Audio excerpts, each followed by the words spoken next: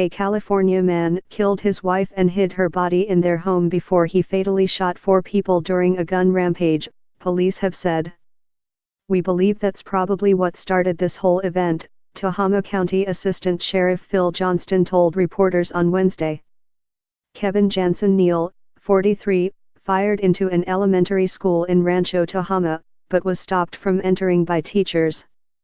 His wife's body was found hidden under floorboards, police say. Investigators said they believe Neal shot and killed his wife on Monday night, sparking the gun rampage early on Tuesday. Mr. Johnston said police also found 2 neighbors shot dead.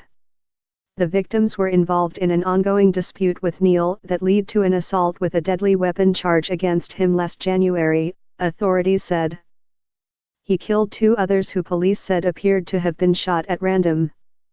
A motive for the attack is still unclear, but Mr. Johnston added, "I think he had a desire to kill as many people as he could." At one point Neal crashed a stolen vehicle through the Rancho Tehama Reserve School's locked gate before class began, firing dozens of shots through windows and walls when he was unable to enter the building. Mr. Johnston praised teachers for issuing a lockdown and securing the school after hearing gunshots, adding that their actions prevented a horrific bloodbath. Police said 14 people were injured in total, including 7 children.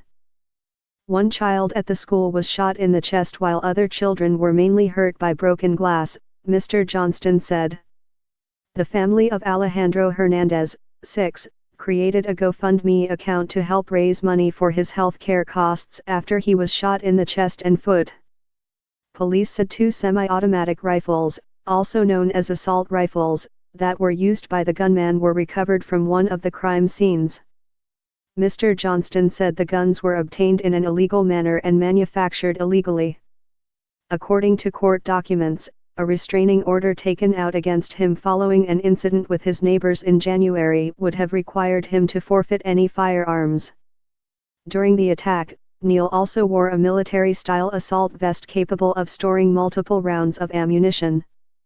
Police said he was out on bail after he posted a $160,000, £121,000, bond for an assault with a deadly weapon charge, which stemmed from an incident with his neighbors.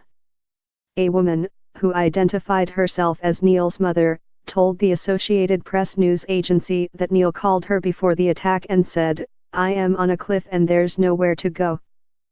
She said Neal was in a long-running dispute with neighbors who he believed were cooking methamphetamine.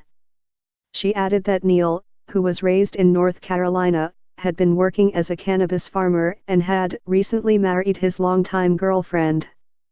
His sister, Sheridan Orr, told the AP that she believed her brother was addicted to drugs and struggled with mental illness and a violent temper. "We're stunned and we're appalled that this is a person who has no business with firearms, whatsoever," Ms. Orr said.